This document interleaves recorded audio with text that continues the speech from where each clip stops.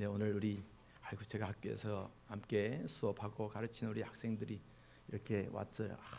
참 1분단이 부흥했네요. 1분단. 여기 1분단, 1분단, 2분, 3분단이 부흥해 버려 갖고 참 우리 1분단, 2분단도 채우십시다 우리. 와서 너무 반가워요. 네. 여러분 우리 권사님들도 집사님들은 끝나고 우리 친구들을 잘 안아 주셔야 돼. 왜냐면 얼마나 낯설겠어. 민자 그지? 조금 낯설지. 낯선단 말이야. 우리 처음 교회에 와서 어릴 때 좀 다녀보고 그지? 어릴 때 다녀보고 중간에 많이 쉬었다가 이제 저를 딱 어떻게 만나게 해갖고 아이고 잘못 걸렸다가 아니고 우리 다 하나님께서 은혜 주셔서 만나게 하셔갖고 이렇게 다시 교회를 오게 하셨으니까 여러분 얼마나 야 꼬맹이 조용히 해. 너 세이 하세이 너 조용히 이제는 익숙해져서 울지도 않고 또 이래 떠드네 참. 그래요.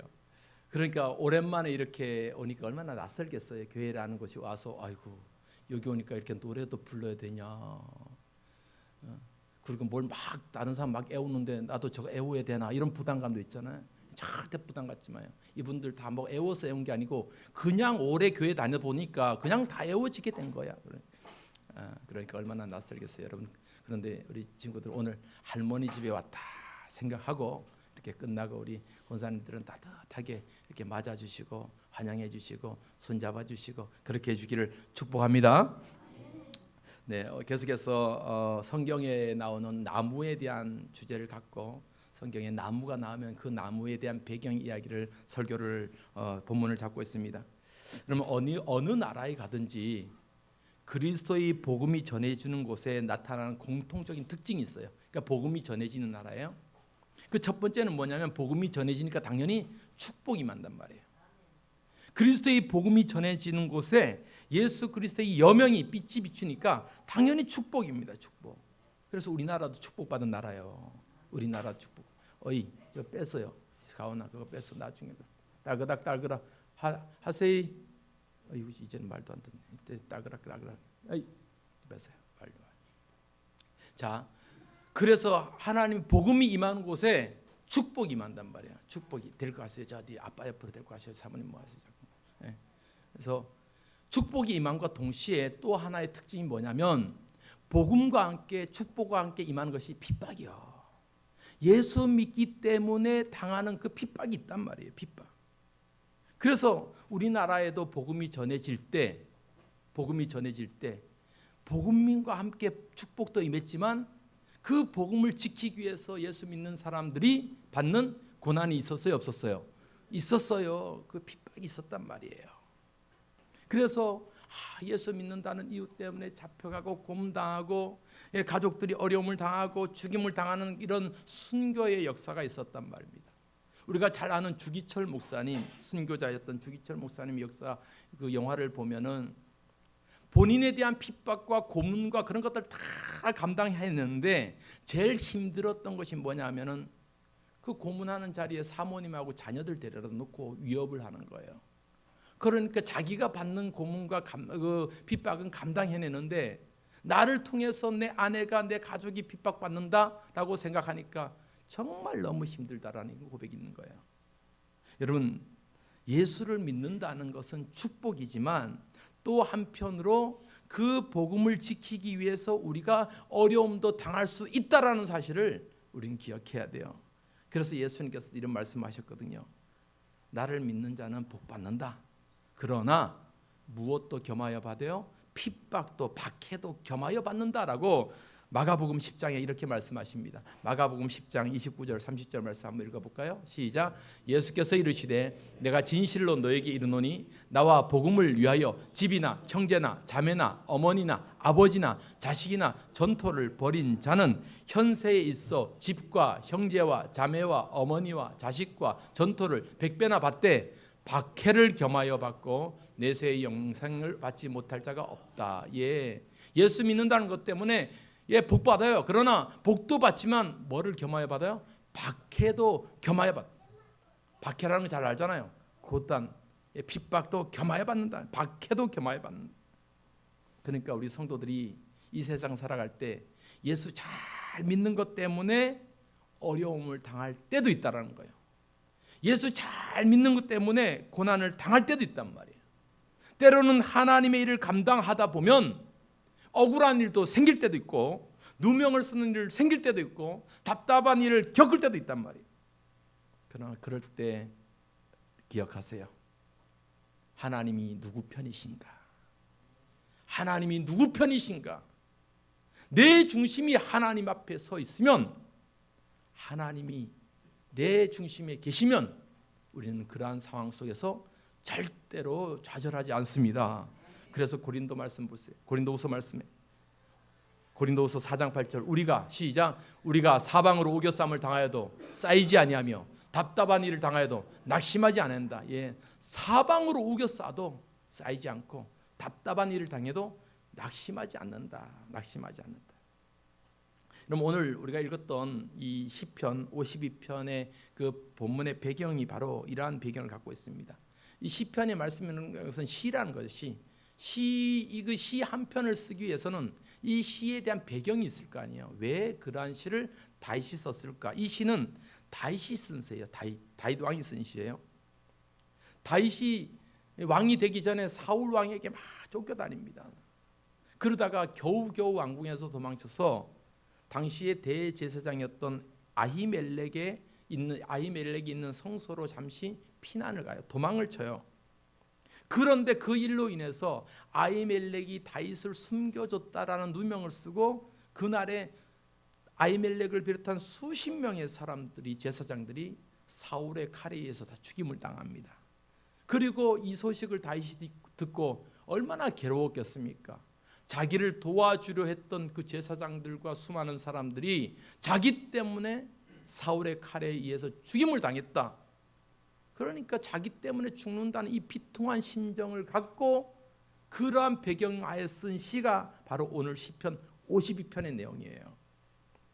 오늘 시편 52편 그 본문 위에 52 본문 위에 제목이 하나 있잖아요. 그 제목을 한번 읽어보실래요? 다윗의 맞서길 인도자를 따라 부르는 노래라고 하면서 뭐라고 해요? 시작. 에돔인 도액이 사울에게 이르러 다윗이 아히멜렉의 집에 왔다고 말하던 때에, 여기서 네 사람의 등장인물이 나와요. 자, 도액, 사울, 다윗, 아히멜렉, 이 다 네 사람 이름이에요. 이 네 사람이 등장하는데 이 사울이 왕이었을 때 다윗은 이 사울을 피해서 지금 어디로 도망했다면 아히멜렉에 있는 곳으로 지금 도망왔단 말이에요. 이것을 누가 보느냐? 도액이라는 사람을 그것을 보고 사울 왕에게서 일러요. 왕이여, 지금 이곳에 다윗이 와 있고 아히멜렉이 다윗을 돕고 있다라는 것을 일러요. 고자질을 하는 거죠.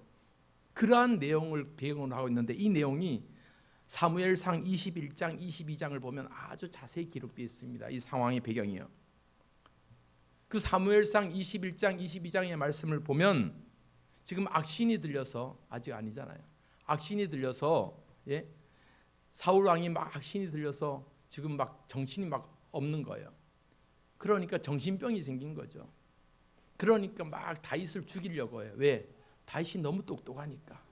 너무 똑똑하니까 언젠가는 저 다윗이 나를 죽이고 왕이 될지 모른다는 이 두려움과 불안함 속에서 사울 왕이 다윗을 막 죽이려고 해요.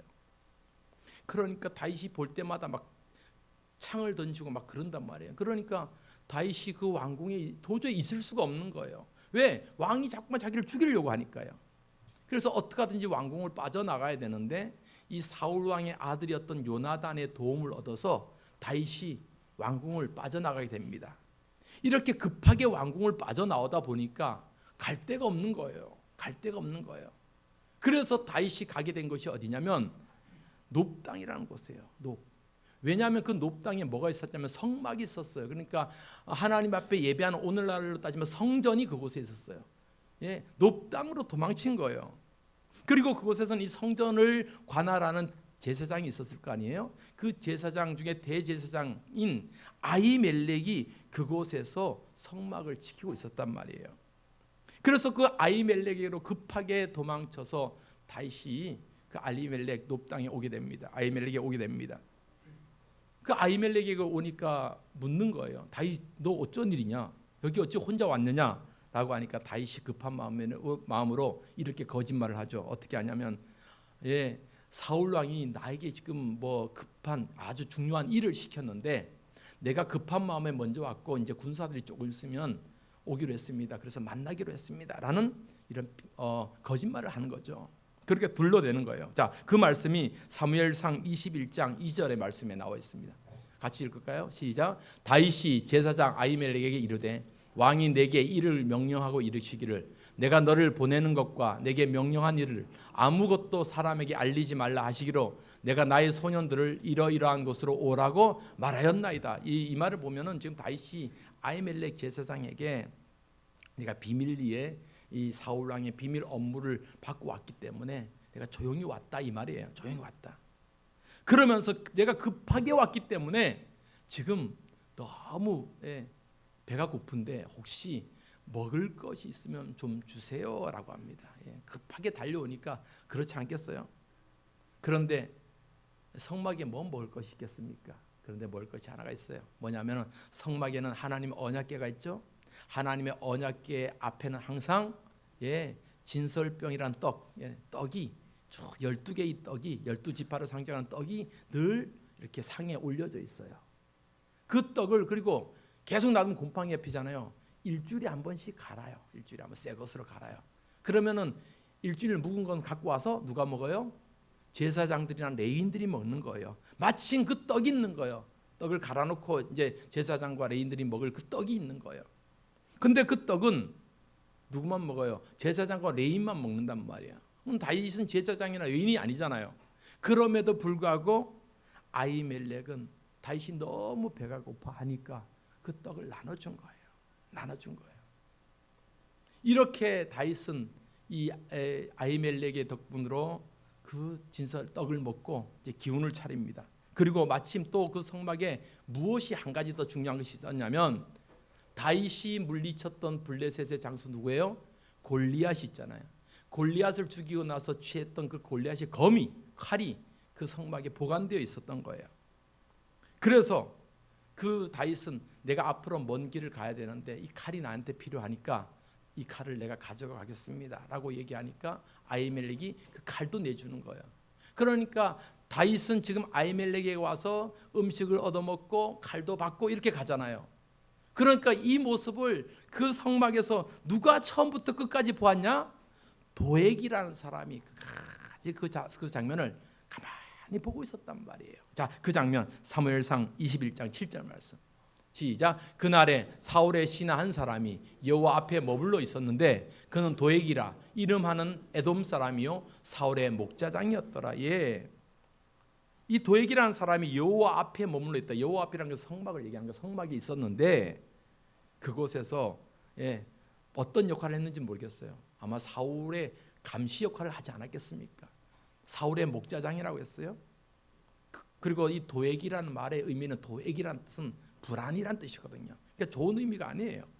에돔 사람이에요. 어쨌거나 이 사울 왕에게 신임을 얻었던 이 도액이 마침 그곳에 있다가 아히멜렉이 다윗에게 행하는 베푸는 그것을 다 보고 막 편지를 쓴 거겠죠. 사울 왕이요. 지금 다윗이 왕궁에서 나와서 이곳에 와서 아히멜렉 제사장에게 떡을 먹고 골리앗의 칼을 갖고 나갔습니다. 이 얘기를 하는 거예요. 그러니까 이 소식을 사울 왕이 왕궁에서 듣고 막 화가 난 거예요. 당장 군사를 출동시켜서 아히멜렉에게 간 거예요. 그러니까 사울 왕 입장에서는 지금 다윗이 이 역모를 하는데 그 역모를 도와주는 누가요? 아히멜렉이 도와줬다라고 생각한 거예요. 그래서 그곳에 군사를 끌고 가서 너 왜 아히멜렉을 다윗을 도왔느냐라고 하면서 그곳에 있는 아히멜렉을 비롯한 85명의 제사장들을 싹 학살을 시켜버린 거예요. 자, 이 말씀이 사무엘상 22장 18절에 나와 있습니다. 같이 보겠습니다. 시작. 왕이 도액에게 이르되 너는 돌아가서 제사장들을 죽이라 하매 에돔 사람 도액이 돌아가서 제사장들을 쳐서 그날에 세마포 에봇을 입은 자 85명을 죽였다. 예, 세마포 에봇은 제사장들이 입는 옷이거든요. 그 제사장들을 아히멜렉을 비롯한 제사장들을 85명을 다 죽여버린 거예요. 이때 이 죽음의 상황 속에서 겨우 목숨을 건진 사람이 누구였냐면 바로 아히멜렉의 아들이었던 아비아달이 겨우겨우 도망칩니다. 어디로 도망쳐요? 다윗이 간 곳으로 도망쳐요. 그래서 다윗을 만나서 이 이야기를 하는 거예요. 당신이 이곳에 와서 간 후에 사울의 군사들이 와서 우리 아버지를 비롯한 85명의 제사장들이 다 죽임을 당했다. 이 얘기를 하는 거예요. 그리고 이 얘기를 들은 다윗이 얼마나 마음이 아팠겠어요. 자기로 인해서 아히멜렉뿐만 아니라 85명의 제사장들이 그날 다 죽임을 당했잖아요. 더군다나 그들은 뭐 적군도 아니고 군사도 아니고 평생 하나님께 헌신한 이 제사장들이, 성소에서 수종되는 사람들이 이 사울의 칼에 의해서 억울하게 그날 다 죽임을 당했단 말이에요. 그러면서 다윗이 얼마나 속이 아팠겠어요. 아마 다윗이 막 울었을 거예요. 하나님 앞에 분해서, 하나님, 차라리 내가 죽었으면 더 낫지 않겠어요. 나 때문에 죄 없는 이 제사장들이 하루아침에 이렇게 수십 명이 죽었습니다. 어찌합니까? 그러면서 막 울지 않았겠어요, 여러분. 여러분, 이러한 상황에서 지어진 시가 오늘 본문이에요. 그러니까 이 본문의 배경이 이렇게 기가 막힌 상황에서 지었단 말이에요. 하나님, 도대체 어찌 이런 일이 있을 수 있습니까? 라면서 지어진 시가 오늘 본문이에요. 그러면서 그 상황을 가만히 지켜봤던 사람이 누구예요? 도액이라는 사람이잖아요.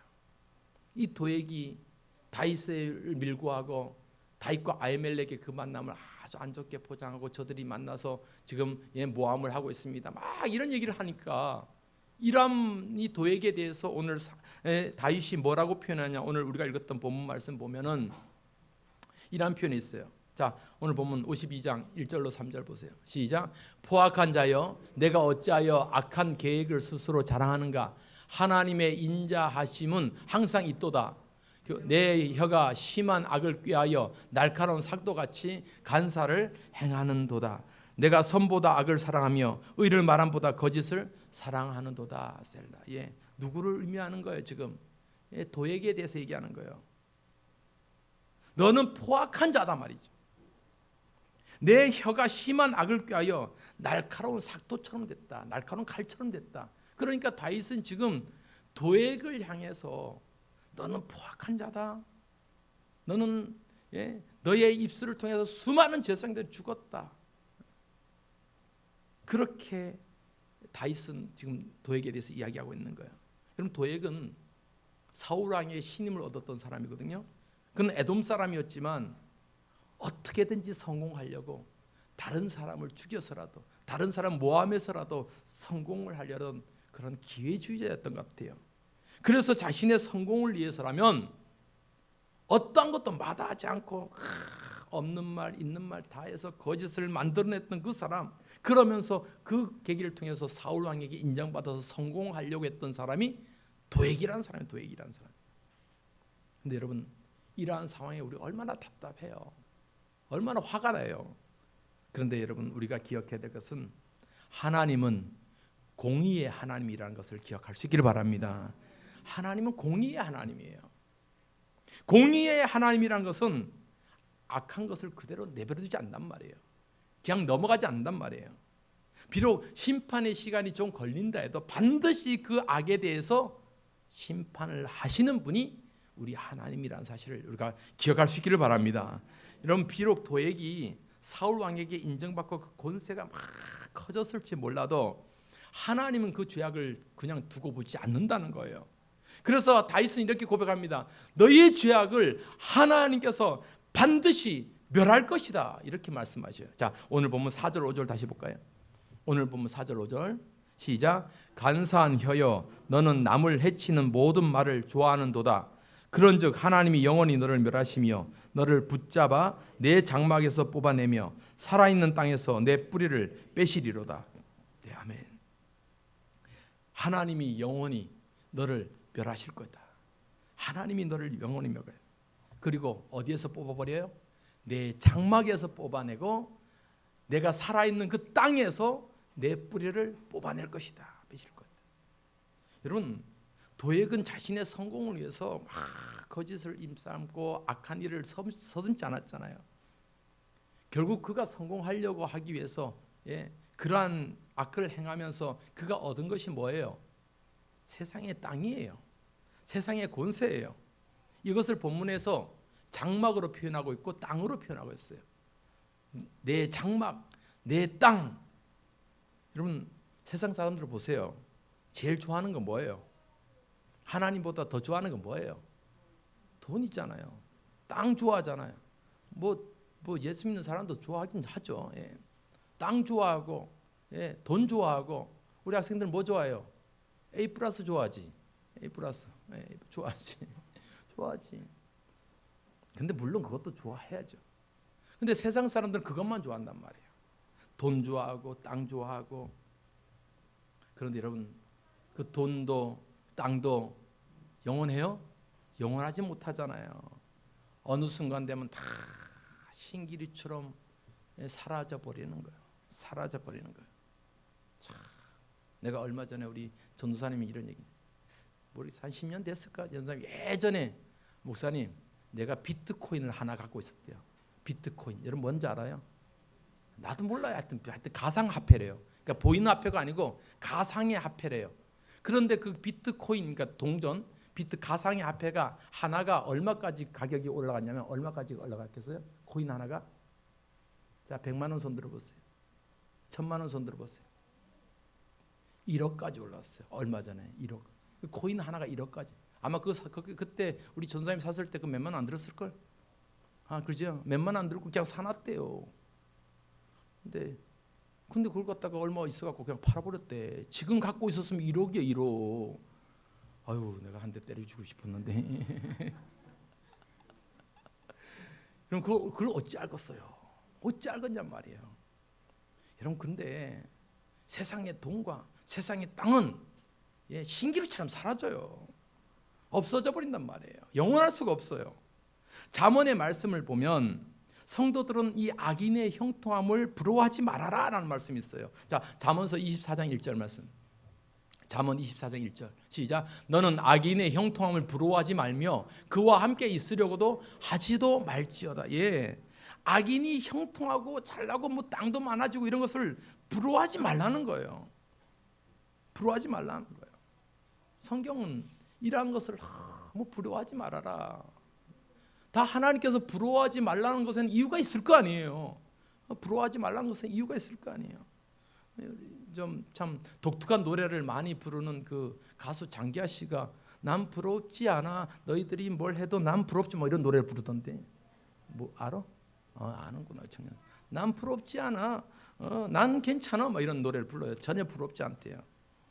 여러분 정말 우리가 이 악인의 형통함을 부러워할 필요가 없는 것이 잠언서의 말씀을 보면 계속 해서 이런 말씀이 있어요. 그 다음 문장 보면 잠언 24장 3절 4절 시작. 집은 지혜로 말미암아 건축되고 명철로 말미암아 견고하게 되며 또 방들은 지식으로 말미암아 각종 귀하고 아름다운 보배로 채우게 되느니라. 이러면 이 말씀 잘 보세요.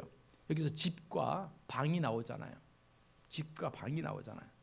여러분 앞서 악인들은 자기들이 탐욕을 해서라도 또 모함을 해서라도 어떻게든지 갖고자 하는 것이 뭐예요? 집이고 땅이고 그렇다는 세상 사람들은 그런다 그러잖아요. 그것을 갖기 위해서 곤못을 수하고 막 다른 사람 밟고 다른 사람 죽이면서 그렇게 올라가잖아요. 얻으려고 하잖아요. 그런데 그러한 것으로 그렇게 한들 그 집이 지켜지고 그 땅들이 지켜지느냐? 아니라는 거예요. 성경에서 이 말씀하는 거 잘 보세요. 집은 무엇으로 말미암아 건축돼요? 지혜로 말미암아 건축되고 방들은 뭐로 채워져요? 지식으로 말미암아 채워진다는 거예요. 여러분 이 말씀을 잘 보세요. 지혜와 지식은 결국은 누구를 의미하는 거예요? 하나님에 대한 지식이고 하나님을 아는 지혜를 의미하는 거예요. 그러니까 집은 하나님을 아는 지혜로 채워지고 방들도 하나님을 아는 지식으로 채워진다. 결국은 우리가 우리의 힘으로 지켜내고 우리의 힘으로 땅을 지켜내고 돈을 지켜내는 것이 아니라 우리의 삶이 우리의 집이 채워지고 세워지는 것은 하나님으로 말미암아 세워질 수 있다. 이 말씀을 믿으시기 바랍니다. 여러분, 인간이 아무리 내 것을 내가 내 힘으로 지키려고 해도 여러분 지켜질 수가 없어요. 돈도 못 지켜요. 땅도 못 지켜요. 집도 영원하지 않아요. 여러분 지혜는 영원해요? 안 그래요. 우리 학생들이 열심히 공부하잖아요. 그 지혜가 영원할 것 같아요? 안 그래요. 저도 뭐 남들 못지않게 공부해 보니까 공부는 하면 할수록 따라해보세요. 공부는 하면 할수록 멍청해지더라. 솔로몬이 그런 얘기를 했어요. 솔로몬이 한 얘기예요. 솔로몬도 아주 똑똑한 사람이었거든요. 그러니까 공부를 하면 할수록 왜요? 지식의 무한한 속에서 내 자신이 자꾸만 들여다보면 들여다볼수록 내 모습이 어떻게 해요? 아, 별거 아니구나. 별거 아니구나. 그런 거예요. 여러분 그런 거예요. 그러니까 내가 지킬 수 있는 것이 없어요. 물질도 마찬가지고 집도 마찬가지고 내가 지킬 수 있는 것이 없어요. 누가 지켜야 돼요? 여호와 하나님이 지켜주실 때, 여호와 하나님이 함께 하실 때 그 비로소 강건해질 줄 믿습니다. 그 말씀이 시편 127편 1절 말씀이에요. 시편 127편 1절 시작. 여호와께서 집을 세우지 아니하시면 세우는 자의 수고가 여호와께서 성을 지키자. 아멘. 누가 지키셔야 돼요? 여호와께서 지키시고 여호와께서 세우셔야지 우리는 우리의 삶을 안전하고 건강하게 세워갈 수 있단 말이에요. 오늘 시편 52편을 통해서 다윗이 고백하는 것이 바로 그거예요. 도액과 같이 아주 못된 사람, 악한 사람들이 형통한 것 같아도 결국에는 하나님이 그의 죄악 가운데 뽑아버리실 것이다. 그의 땅에서 뽑아버리실 것이다. 이 말씀을 하는 거예요. 그렇게 될 수밖에 없는 이유에 대해서 오늘 다윗은 이렇게 얘기합니다. 하나님이 그 도액이라는 사람을 땅에서 뽑아낼 수밖에 없는 것은 그가 하나님을 의지하지 않고 뭘 의지했어요? 자기 재물을 의지했기 때문에 그렇다. 자기 권세를 의지했기 때문에 그렇다. 이 말씀을 하는 거예요. 오늘 본문 시편 52편 7절 말씀 시작. 이 사람은 하나님을 자기 힘으로 삼지 아니하고 오직 자기 재물의 풍부함을 의지하며 자기의 악으로 스스로 든든하게 하던 자라 하려로다. 이 사람이 누구였어요? 도액이라는 사람이요. 그 고자질했던 사람, 모함했던 사람. 그 사람은 하나님을 자기 힘으로 삼았어요? 안 삼았어요? 안 삼았다는 거예요. 오히려 뭐요? 자기 재물의 풍부한 재물을 갖다가 의지했다 이 말이에요. 권세를 의지했단 말이에요. 자기 재물 갖고 뇌물 주고 그러면서 그 권력을 샀단 말이에요. 그들은 하나님을 나의 하나님으로 고백하지 않아요? 그들이 믿고 있는, 그들이 지금 갖고 있는 돈, 권력, 힘, 땅, 집 이러한 것을 의지하고 살았어요. 그래서 마치 그것을 가지고 있으면 다 가진 것처럼 착각한단 말이에요. 다 가진 것처럼. 여러분 우리는 하나님을 의지해야 복 받을 줄 믿습니다. 하나님 의지해야 돼요. 나 자신 믿지 마세요. 여러분 스스로도 자신 믿지 마세요. 하나님 의지해야 돼요. 그래서 내가 하나님 만나야지 하나님이 나를 붙잡아 주시는 거예요. 하나님을 만나야지 능력이 임하는 거예요. 하나님을 만나는 그런 축복이 있기를 바랍니다. 시편 144편 15절 말씀 얼마나 귀한 말씀인지 몰라요. 시편 144편 15절 시작. 이러한 백성은 복이 있나니 여호와를 자기 하나님으로 삼는 백성은 복이 있도다. 여러분 이 말씀 꼭 기억하세요. 여호와를 나의 하나님으로 삼는 백성은 여호와를 나의 하나님으로 삼는 백성은 복이 있도다. 여호와를 나의 하나님으로 삼. 여러분 우리 하나님을 나의 하나님으로 고백하는 우리 모든 성도 되기를 축복합니다. 도액과 같은 이렇게 자신의 성공을 위해서 어떠한 제약도 마다하지 않는 그러한 사람 결국은 망하는 거잖아요. 하나님을 자기보다 자기 자신을 하나님보다 자기 자신을 더 의지하는 삶을 살았기 때문에 결국은 실패하고 만다는 거예요. 그래서 다윗은 이러한 도액과 같은 세상적인 삶이 아니라 나는 그들과 다르게 어떠한 삶을 살겠냐? 하나님을 의지하고 사는 삶을 살겠다. 하나님께 붙들림 받는 삶을 살겠다. 하나님을 의지하고 사는 삶을 살겠다라고 고백하면서 자기를 뭐로 표현하냐? 하나님의 집에 있는 푸른 감람나무 같다라고 소개하는 거예요. 자, 8절 말씀 보세요. 오늘 보면 52장 8 시작. 그러나 나는 하나님의 집에 있는 푸른 감람나무 같으며 하나님의 인자하심을 영원히 의지하리로다. 아멘요. 여러분, 그러나라는 표현 잘 알죠? 앞에서 도액과 같이 세상 썩인 그런 권력을 추구하는 사람이 아니고 그러나 나는 어디에 있는 하나님의 집에 있는 푸른 감람나무 같은 삶을 살 것이다. 하나님의 인자하심을 영원히 의지하는 그러한 삶을 살 것이다 라고 고백하고 있는 거예요. 얼마나 아름다운 고백이에요. 세상은 자신의 성공을 위해서 세상적인 방법으로 달려가라, 이렇게 해라, 아부도 좀 해라 그렇게 얘기하지만 그건 세상의 기준이요. 우리 하나님 믿는 백성들은 하나님의 방법과 하나님의 기준으로 살아가야 된다 이 말입니다. 그 기준이 뭐예요? 하나님의 집에 있는 푸른 감람나무 같이 돼야 돼요. 어디에 있어야 돼요? 하나님의 집에 있어야 돼요. 여러분, 하나님의 집에 있다라는 것은 우리가 하나님 앞에 예배하는 자가 돼야 된다는 거예요. 하나님의 집에 있다는 것은 뭐 맨날 와서 교회 와서 살라 이 말이 아니에요. 여러분들이 늘 어느 곳에 있든지 하나님을 의지하고 하나님 앞에 예배하는 자가 돼요.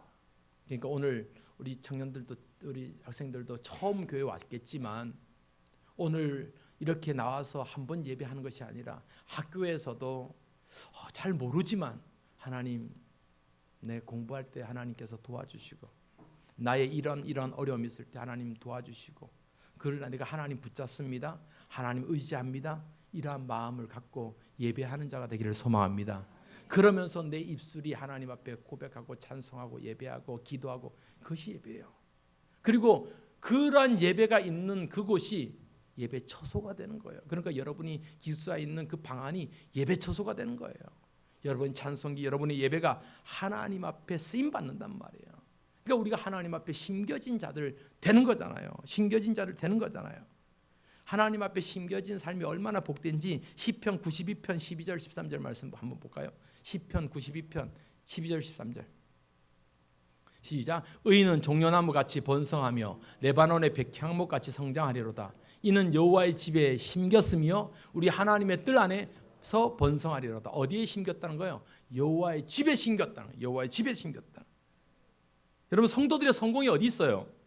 하나님의 집에 심긴 자, 하나님의 은혜 안에 있다는 거예요. 세상의 권세가 아니고 세상의 힘이 아니고 세상의 어떤 부가 아니고 하나님의 손에 붙잡힘 받으면 성공한단 말이에요. 여러분, 정말 내가 청년들에게 이런 얘기를 자주 해요. 여러분의 힘으로만 살려고 하지 말아라. 물론 여러분들이 열심히 노력하고 여러분들이 어떤 계획들을 이뤄갈 수가 있겠죠. 그런데 내 힘으로 살면 내가 가진 힘밖에 못 살아. 그러면 내 삶을 하나님 앞에 의탁하며 살면 내 인생을 누가 책임져요? 하나님이 책임진단 말이에요. 나보다 크고 나보다 깊고 나보다 위대한 하나님이 내 인생을 책임져 줄 때 나는 하나님 앞에 쓰임받는 삶이 되는 거예요. 여러분, 이러한 삶을 살아가는 우리 사명교회 성도들 되기를 바랍니다. 세상의 성공, 악인들의 성공을 부러워하지 마세요. 우리에게는 하나님이 계신다는 거예요. 하나님의 집에 심겨 있음이 감사하고 그렇게 살아가는 우리 성도들 되기를 바랍니다. 그래서 시편 기자는 이렇게 고백하잖아요. 세상에서 첫날보다 내가 하나님의 궁정에서 하루를 사는 것이 더 좋다. 시편 84편 10절 말씀 시작. 주의 궁정에서의 한날이 다른 곳에서의 첫날보다 나은즉 악인의 장막에 사는 것보다 내 하나님의 성전 문지기로 있는 것이 좋사오니. 여러분, 정말 신실한 고백이, 이 고백이 저와 여러분의 고백이 되기를 바랍니다. 이렇게 오늘 시편 52편의 말씀은 자기 때문에 죽어간 수많은 제사장들을 보면서 통곡하면서 하나님 앞에 기도하는 다윗의 모습을 그려주고 있는 거예요. 그럼에도 다윗은 도액을 비롯한 이 세상의 모습은 남을 속이고 거짓을 인삼고 겉모습으로 승승장구하는 그런 모습처럼 보이지만 그럼에도 불구하고 하나님의 공의는 살아있다. 하나님의 공의는 살아있다. 그래서 하나님이 아닌 자신을 의지하는 사람은 결코 성공하지 못한다. 자신의 힘 믿고 자신의 권세 믿고 살아가는 사람들 오래 갈 수가 없다. 그래서 하나님의 백성들은 하나님 의지해야 된다. 하나님 집에 심겨져야 된다. 하나님 붙잡고 살아가야 된다. 이것을 강조하는 거예요. 여러분 오늘 이 말씀을 기억하면서 우리도 고백할 수 있기를 바랍니다. 하나님 붙잡아야 산다. 한번 따라합시다. 하나님 붙잡아야 산다. 하나님 의지해야 성공한다. 하나님과 함께 해야지 행복하다. 하나님 앞에 나아가야 해결된다. 네, 하나님 만나면 끝나는 거예요. 우리가 너무 요즘 기쁘게 자주 부르는 찬송이 하나님을 만나면 끝난 것이다. 이 찬송이 있잖아요. 모든 것이 끝났다고 말하는 사람들의 말을 듣지 말고 하나님은 아직도 우리에게서 시선을 떼지 않는다. 하나님은 아직도 우리에게서 내가 너를 보고 있다. 내가 너를 보고 있다. 절망하지 마라. 원망하지 마라. 낙심하지 마라. 우울해하지 마라. 내가 너를 보고 있다. 할렐루야. 여러분, 내가 너를 보고 있다. 여전히 하나님께서는 우리를 보고 있다는 거예요. 보고 있다. 여러분, 이 찬송 함께 우리가 중심으로 함께 부르면서 설교를 마칠까 합니다. 우리가 찬송하겠습니다. 모든 것이 끝났다고 말한 하나님을 만나면 끝난 것이다.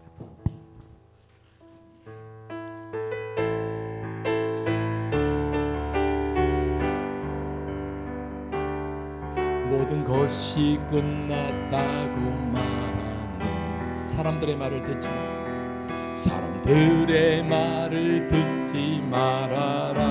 하나님은 아직도 너에게서 하나님은 아직도 너에게서 시선을 떼지 않습니다. 시선을 떼지 않아. 세상에서 답을 찾지 말고 세상에서 답을 찾지 마라. 사람들을 의지하지 말고 사람들을 의지하지 말아라. 너의 모든 문제는 하나님만이 해결할 수가 있다. 기도를 쉬지 마라. 찬양을 멈추지 마라. 하나님이 너를 주목하고 있다. 예배에 집중하라. 말씀을 붙잡아라. 하나님을 만나면 끝난 것이다. 가는 길 멈추지 마라. 뒤를 돌아보지 마라. 하나님이 너를 주목하고 있다. 의심을 하지 마라. 절대 포기하지 마라. 하나님을 만나면 끝난 것이다. 하나님을 만나면 하나님 만나면 다 해결되는 거예요. 하나님을 만나면 끝난 것이다. 이 시간 우리 같이 한번 오늘 말씀을 기억하면서 참 다윗처럼 억울하고 답답하고 도액이라는 사람은 세상을 향해서 아부와 곤모술수와 그렇게 살아갔지만 그의 삶은 영원하지 않습니다. 우리는 하나님을 의지하고 하나님 앞에 붙들림 받는 삶을 살아야 됩니다. 그러한 삶을 살게 도와달라고 하나님, 나는 하나님의 집에 심겨진 푸르른 감람나무처럼 그러한 인생 살게 하여 달라고 하나님 앞에 간절히 고백하면서 함께 기도하시겠습니다. 기도합시다. 하나님 아버지, 우리의 삶이 하나님 앞에 이 다윗의 고백처럼 아버지가 세상을 추구하고 세상이 집과 땅을 추구하고 권력을 추구하는 삶이 아니라 정말 하나님 앞에서 우리의 삶이 아버지 하나님의 집에 숨겨진 푸른 감람나무 같은 그러한 삶을, 그러한 인생을 살아가게 하여 주시옵소서. 아버지 하나님, 그러한 모습으로 하나님 앞에 살고 그러한 모습으로 하나님 앞에 쓰임받는 우리 모두가 되게 역사하여 주옵소서. 감사합니다. 하나님 앞에 그런 삶 주옵소서. 하나님 아버지 고맙고 감사합니다. 우리 모든 성도들이 세상을 닮아가고 세상을 쫓아가는 삶이 아니라 하나님의 편에서 하나님이 기뻐하시는 삶을 통해서 하나님의 집에 심겨진 푸른 감람나무 같은 그러한 삶으로 살아가는 복된 인생 되게 축복하여 주옵소서. 예수님의 이름으로 기도하옵나이다. 아멘.